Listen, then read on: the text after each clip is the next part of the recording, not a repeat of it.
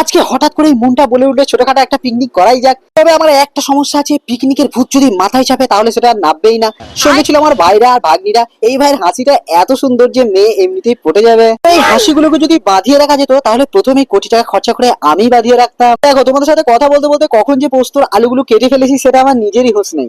আজকে প্ল্যানই করেছি পিকনিকটা এমন পিকনিক করবো না একেবারে গোষ্ঠী সদ্য উদ্ধার করে দেবো। পোস্ত তো আমি বাড়তে পারবো না, তাই পোস্তটা মাই বেটে দিল। এবারে কড়াইয়ের মধ্যে হালকা করে তেল দিয়ে প্রথমে কেটে রাখা পেঁয়াজগুলোকে দিয়ে দিলাম। আজকে আমাদের পিকনিকে আছে কষা মাংস, পোস্ত আর তার সাথে আছে স্যালাড। এদিকে তো আমি মন প্রাণ দিয়ে মাংসগুলো কষছিলাম আর এইদিকে হচ্ছিল বক্সে গান, আর ভাগ্নি আর ভাইপোর নাচটাই ছিল অন্য লেভেলের।